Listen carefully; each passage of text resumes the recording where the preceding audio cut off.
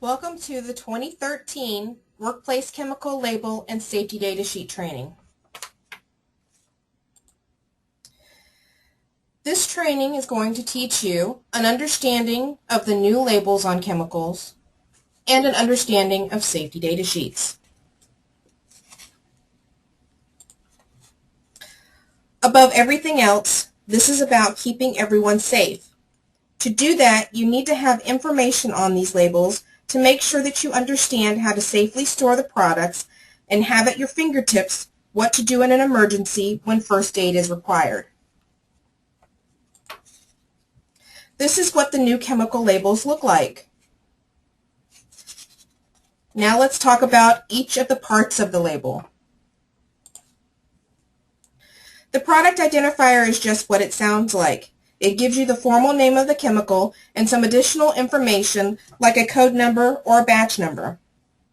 This information ensures that if there is a problem, that the chemical is correctly identified. You'll also want to make sure that this information matches the safety data sheet in your binder.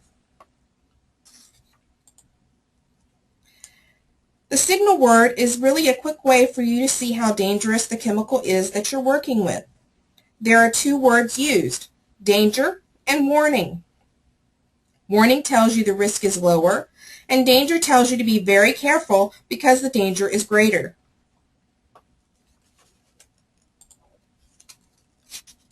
Pictograms are standard symbols that appear on the label to quickly tell you important information about the chemical.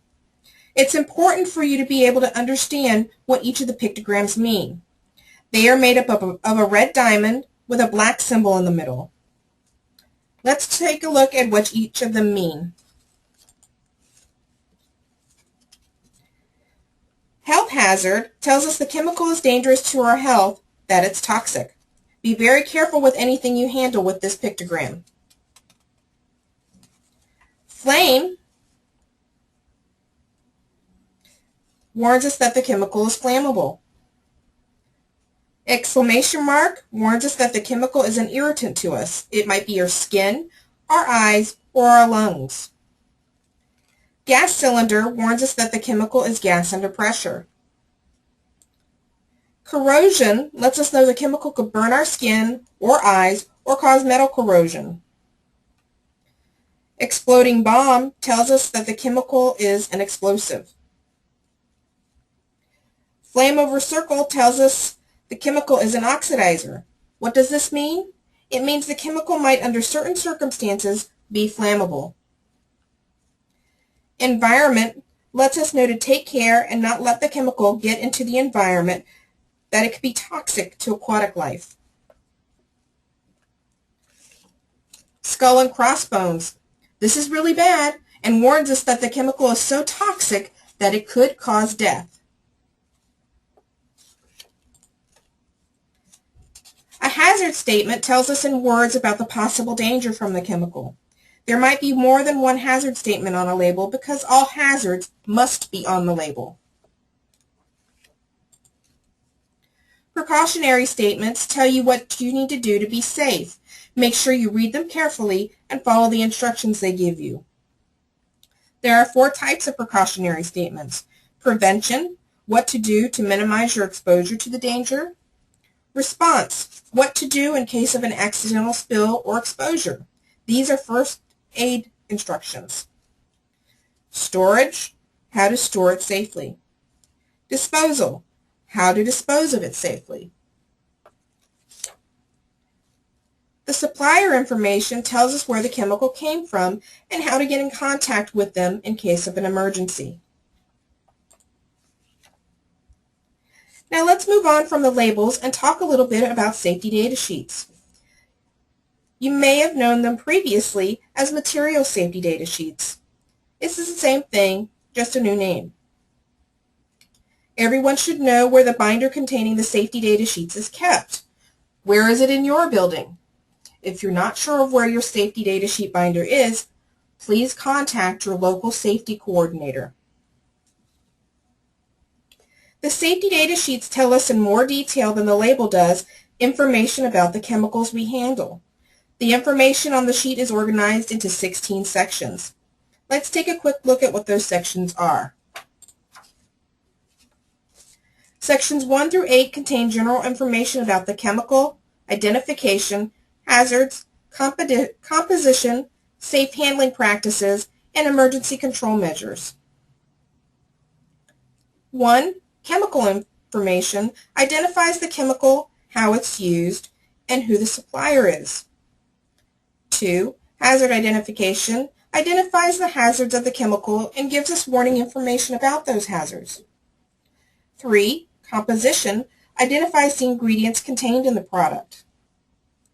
4. First aid measures describes the initial first aid that should be given to someone who has been exposed to the chemical. 5. Firefighting measures provides recommendations for fighting a fire caused by the chemical. 6. Accidental release measures provides recommendations on handling spills, leaks, or releases. 7. Handling and storage provides information about safe handling of the chemical and safe storage. 8. Indicates the exposure limits and what protective measures you can use to minimize your exposure. 9. Physical and chemical properties identifies the physical and chemical properties of the chemical. 10. Stability and reactivity describes any dangers of reactivity with other chemicals and the chemical stability. 11. Toxicological information identifies the toxicological and health effects information. There are some additional sections that are not mandated by OSHA, but some manufacturers may provide the information to us. 12. Ecological information provides information about the environmental impact of the chemicals. 13. Disposal consideration provides information on safe disposal or recycling of the chemical or its container. 14. Transport information provides information about shipping and transporting of the chemicals. 15. Regulatory information identifies any safety, health, and environmental regulations related to the product not in other parts of the form. And then 16, this last one is mandatory and it's other information, and it indicates when the safety data sheet was prepared or last revised. If you have any questions on the safety data sheets or chemical labels in your location, please contact your local safety coordinator. At the end of this presentation, you will be required to take a short quiz in order to receive credit for viewing the presentation. Thank you.